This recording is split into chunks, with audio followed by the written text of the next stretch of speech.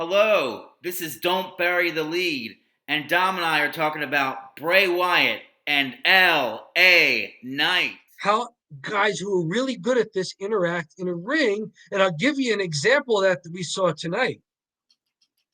Yeah, let me talk to you. Bray Whoa, Wyatt and LA Knight were fantastic. I almost said that was the lead just because I knew it was pretty big. That L.A. Knight's getting quite the push.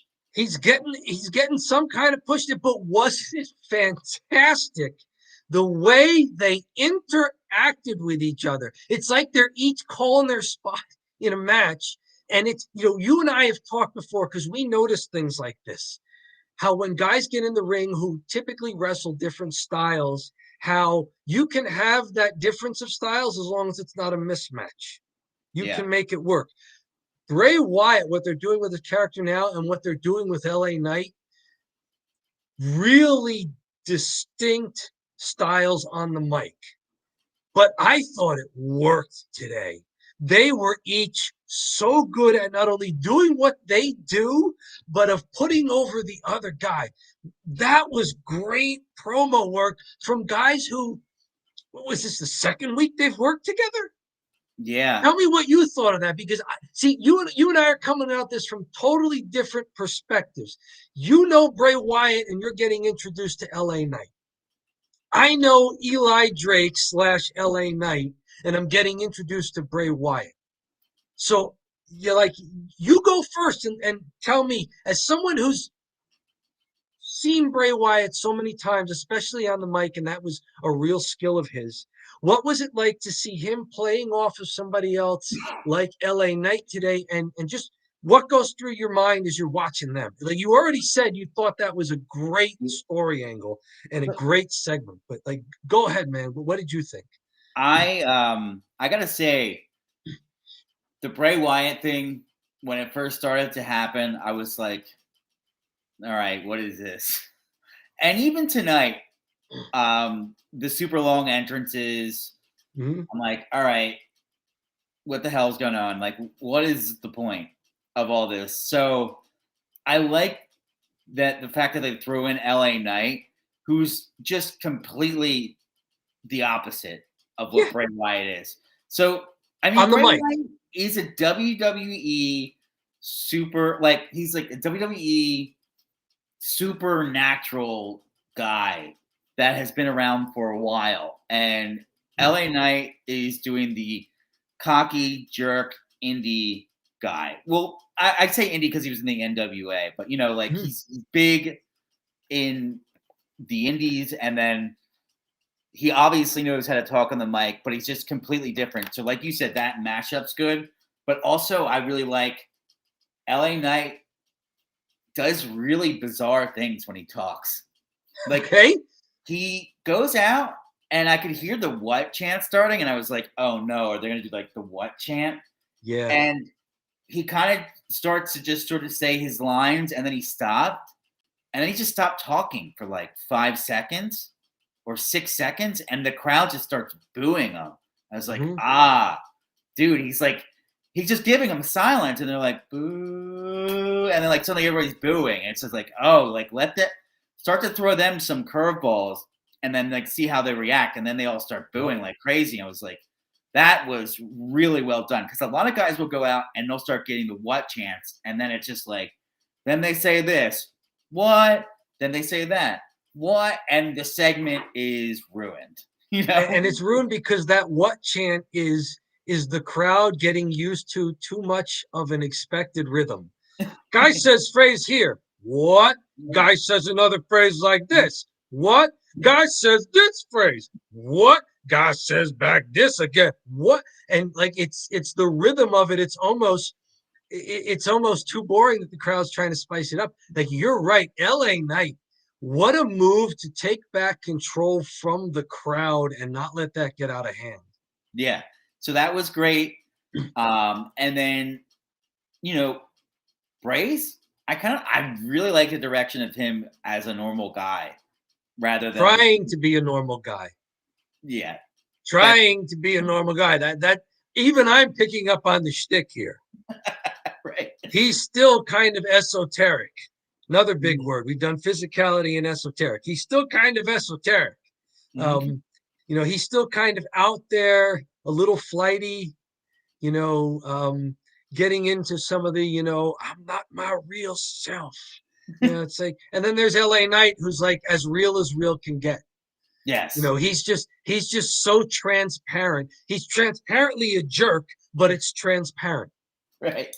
Like he's as real and as fast talking as you can get. And there's Bray. And you mentioned thinking that Bray Wyatt was not that interesting when they started out these segments maybe a month or so ago. I agree with you. And wow, was it so much better to have Bray be able to play off of somebody else. This was Bray Wyatt's most interesting mic work because he had somebody else in there. Like when LA Knight slaps him the first time. Just great setup. LA Knight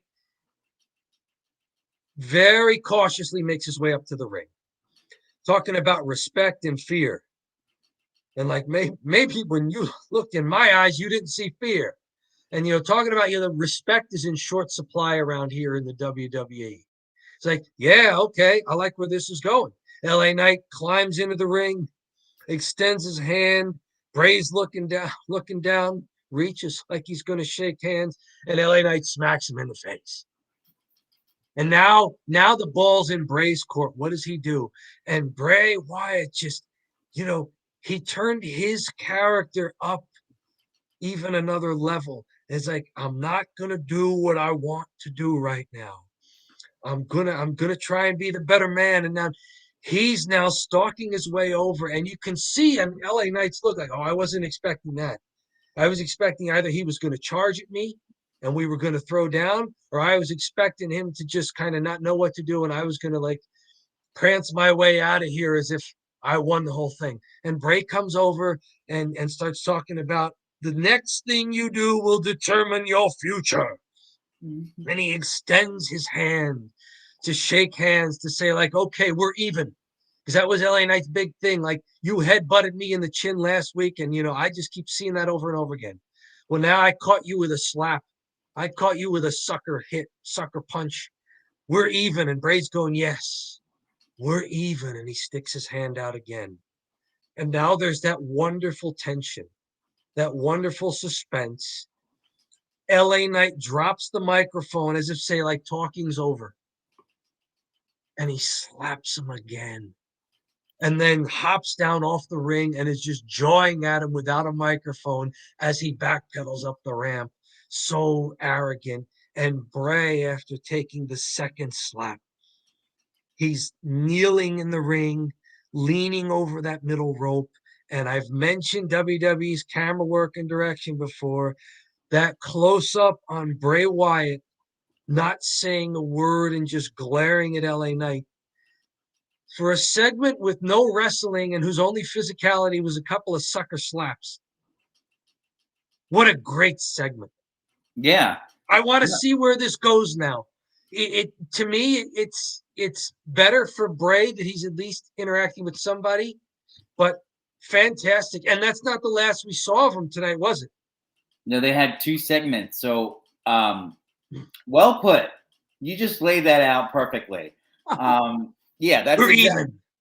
It's the I really don't have much to add from what you said. But well, did you like it? Like, did it resonate with you? Did it make sense? Were there any aha moments for you? Were you along for the ride when they were trying to build suspense? Think of it like this: LA Knight feuded with those dancing people, and now he's feuding with Bray Wyatt. And the dancing people, I was like, here to here. Like, holy mackerel. Yeah.